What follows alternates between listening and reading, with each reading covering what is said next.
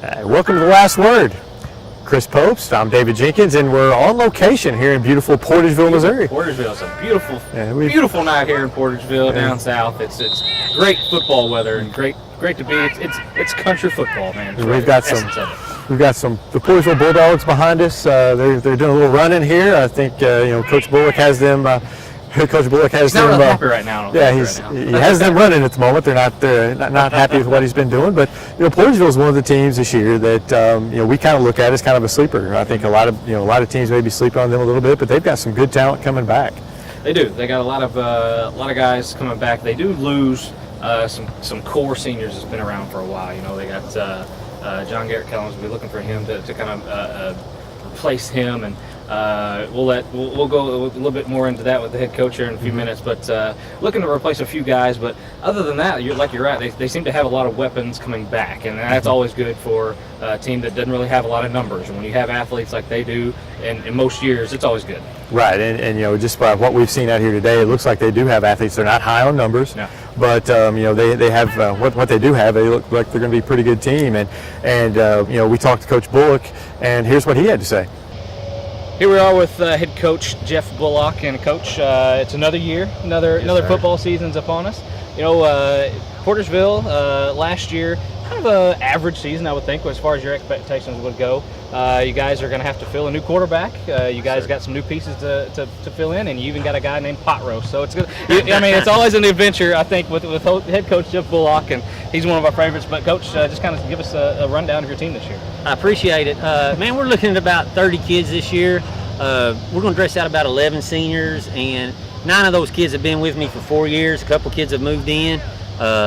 Man, there's a great group of kids. We've lost a couple big key components. John Garrett Kellums, who was one of the better quarterbacks around here last year, and like Will Chrysler was a really underrated athlete, receiver and D-back for us. Were two huge difference makers. Lost at running back last year. It was a couple of 2-time all-region running back, and just about 6 or 7 other really good seniors. But I really like where we're headed with this group. Again, there's not a whole lot of numbers. But, if we can stay healthy, man, we're going to compete week in and week out and just hopefully improve as the year goes. Kind of taking over and getting a new quarterback. We heard of Ian Torrey. He's a guy that he's an athlete here for the last few years. He's definitely put on some good plays for you as far as a receiver goes. He moves to the quarterback position. What have you seen from him as that transition going over to that position? Man, athletically, Ian's a kid that can do just about anything. Ian and Connor Barham, who's a sophomore on the roster, they battled along all summer long. And they both just at different times, they're just 2 totally different kids. Again, there's no doubt, and Ian is a special athlete. We're love him to death, and he's still going through the process of maturing, and I think Ian will tell you that. And it's not physically as much as it is the just emotional side. When we're working on more than anything, man, if you're that kid taking those snaps, you got to be that leader. Ian is such a competitor. At times, that competitiveness in him can come back and bite him a little bit. He's one of those kids, every time he has a ball, he wants to score a touchdown. When he don't, there's always that possibility there that, man, hey, I'm going to lose it. And that was the biggest thing I think that we've really worked on him is, man, I don't want to, if you're my quarterback, I don't want you to be in that situation where I got to take you out and pull you off for a play or two to get yourself gathered. Where Barham, Connor, is that kid, man, he's just cool as a cucumber, man. He's just kind of got that, when he walks, man, I don't want to do injustice, but he just reminds me, he has that character, just like, man, I'm always calm, everything, nothing's going to blow up. Kind of just like that NFL kid, like a Tom Brady or somebody that, hey, when I'm on that field, I'm going to lead this team. So, man, we've had a really good battle between the 2 kids. Right now, Ian's at that one spot, just, again, because of just the athleticism man, it's undeniable, no doubt. So, if he can live up to that, and there's a little pressure, and he feels it because he knows a lot of eyes are on him in everything he does. So, again, it's been a good spirited battle, and both kids are going to help us and contribute, either spot. What about some other players that you have that are going to step up and contribute this year that people may know or they may not have heard of? Yeah, we got a couple receivers coming back last year. When we went to vote for all conference last year, we had Ian was an all conference receiver, and then we had Hunter Gates, who was a sophomore that received 2nd team or honorable mention. We had a kid named Ryan Priggle. When we went last year to vote, we had 4 receivers with 35 plus catches apiece, and I thought all kids garnished I mentioned all of them for making first team, and it's just tough to do when you only pick 2. But those 2 kids, Hunter and Ryan, Like I said, Hunter's just a junior. He needs to continue to gain weight and get stronger. He's got a little bit of juice in his legs. Really like that part of him. And Ryan's just that kid that's just a leader. You know, he's the younger brother of Derek that you guys were aware of. They're just a whole different side. They're different kids, you know, where Derek was that great big lineman. Ryan's that. He plays defense, or he plays linebacker for us and still plays it with the nastiness about him. He's probably my biggest leader on my team. You know, across the front line, I've got a bunch of seniors coming back that I really like. Christopher Garman, who was a second-team All-Region choice last year. Nicholas Allred, who's a 3-year starter for me. Got Bryce Lowman, Chance Lovins.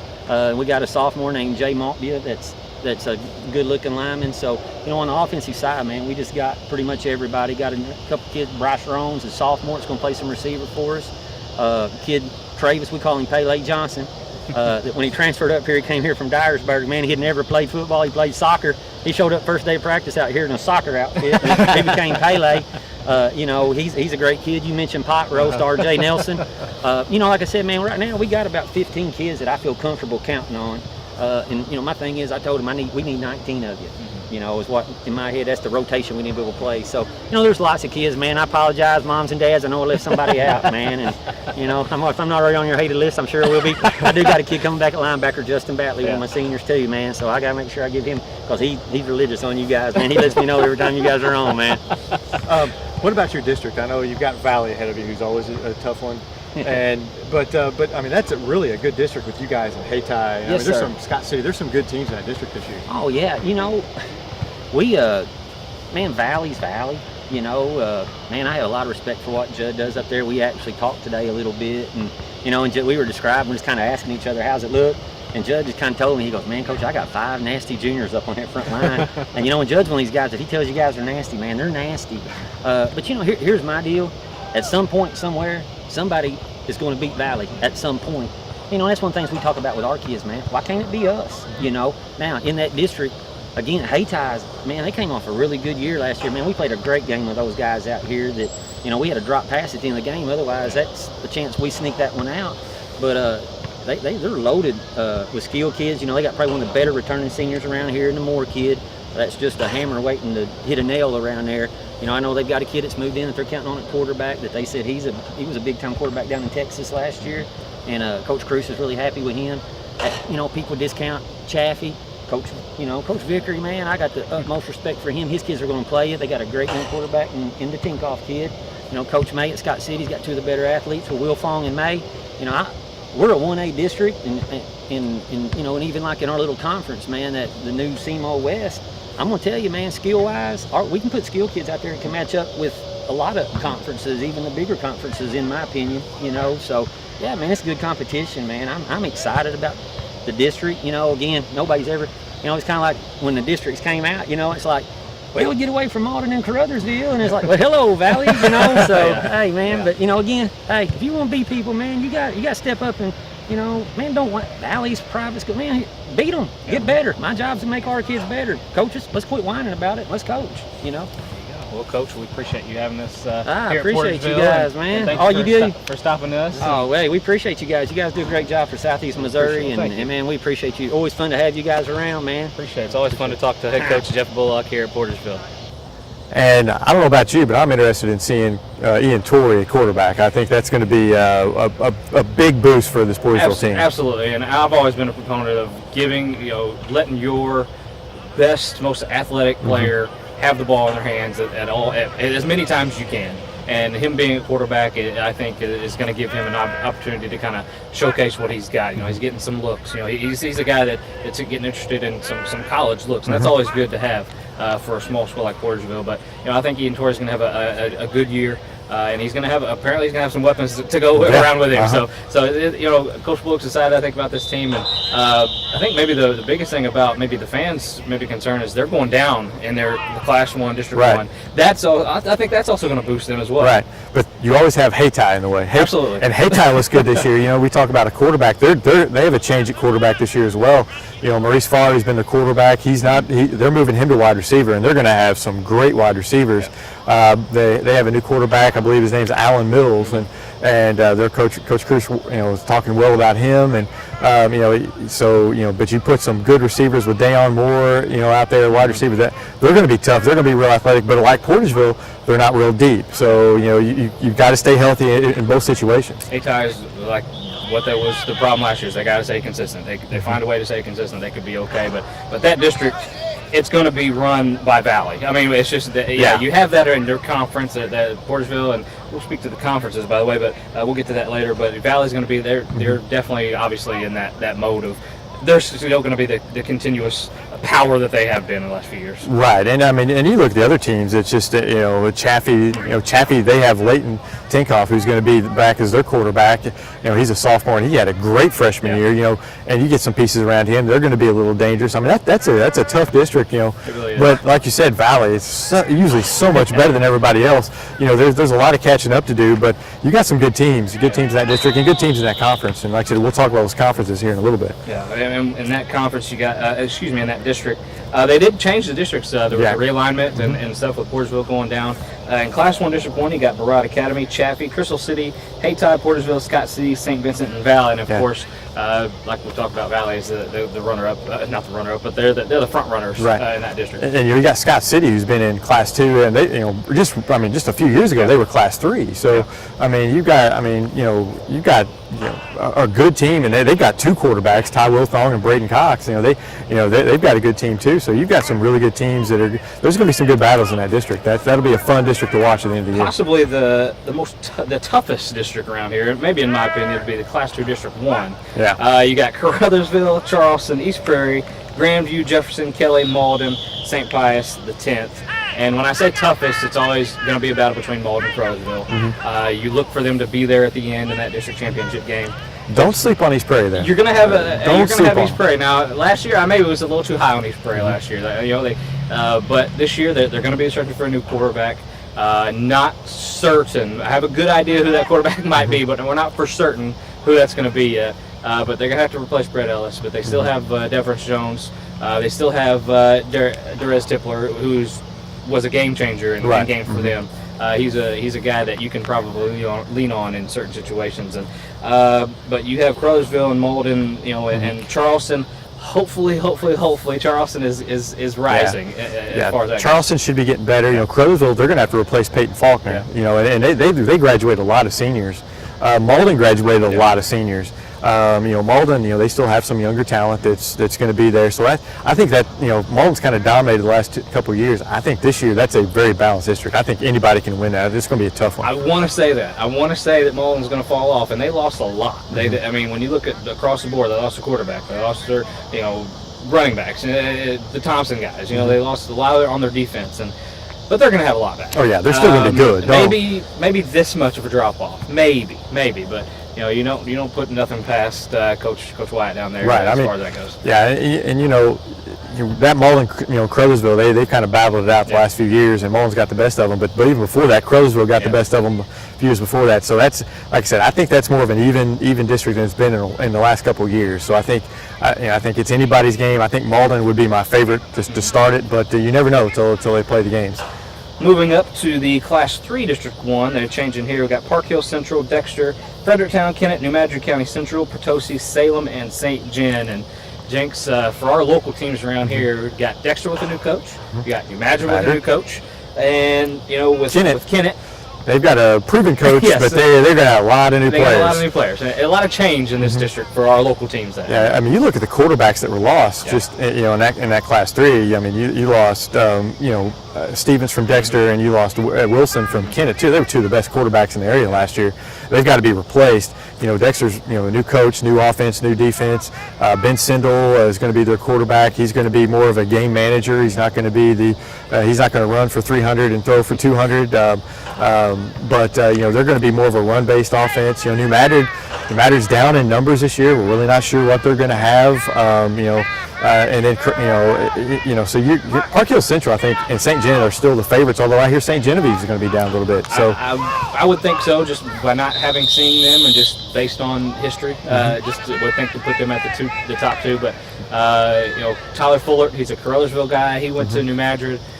He was assistant coach at Jackson for a while. I'm sure he's picked up a few tricks of the trade from Eckley up there. Yeah. So we'll see how that goes and translates to New Madrid County football, which has kind of been down the last few years under a new management ever since Arlen Pixley left, and it's kind of just based on the numbers that they've had. They really haven't had the talent influx that they've been known to have.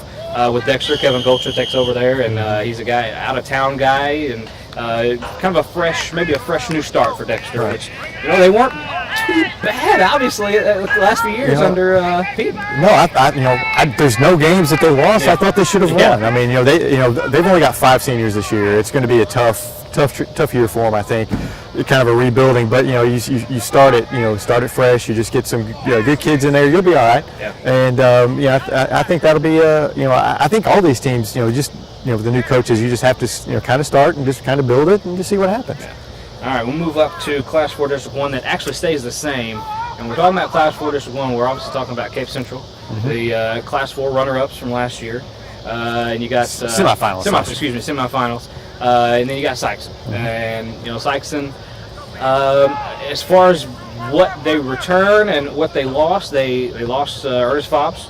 They lost, he's a 1,000-yard rusher again, or if he wasn't, he was close to it. And they lose a starting quarterback. They're going to have to replace those. In my mind, and just what I see of them coming back, they're going to probably be around what they were last year. Right. I think a 7-win regular season team, which is good. And then you have a chance to win the district. Yeah. I mean, I think and Cape is kind of I think Cape will be down just a little bit, but we're interested to see what Coach Pixley does up there. New coach, you're going to be going without Al Young, so. You lose a little bit of talent there, but they're still going to be a good team. Central seems to never be without weapons. It's just what are they going to do and how much you're going to get out of them. Right. Aaron Harris, I believe, is a running back. I mean, he's good. Chisholm, the quarterback, is that? I'm pretty sure he would probably still be the quarterback. Right. I'm assuming those are going to be, they're kind of the playmakers, and those are good playmakers. And for Sykeston, they've got to find a quarterback, and we'll see what they have. But they've got some playmakers around the field that they'll be all right. Through the season, they start off. They've got a favorable schedule to start with. They start off with Charleston, and then they play Kennett, who's trying to figure out some things early in the year. That'll be, that's the time to get Kennett. That's Kennett. That's a game that's kind of been around. That was on the schedule at one point, and they kind of picked them back up. But I think it's a better game for Kennett than it is for Sykeston. Right. So Sykeston has a couple games to kind of get ready before they get into the big game. Jackson on week 3. Speaking of Jackson in Class 5, I hear there's rumors that they're going to be pretty tough this year. Yeah, I think we all saw that last year a little bit. They had some younger kids that were going to be good, and so Jackson and Poplar Bluff. Poplar Bluff. They had a good team last year. They're going to have to replace their quarterback. They're going to be, but you can't.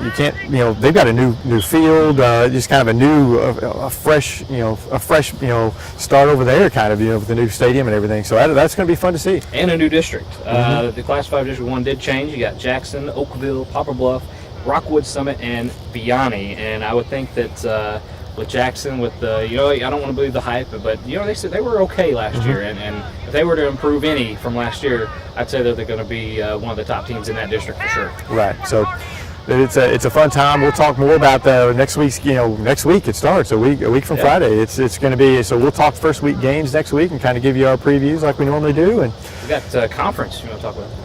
Well, I think we're out of time. I think Charlie's telling us to wrap it up. So Charlie, we got a new conference. We'll hit that next week. So we'll talk about the new conference, and that'll be kind of a thing as we go along the season. So we'll see you guys next week on The Last Word.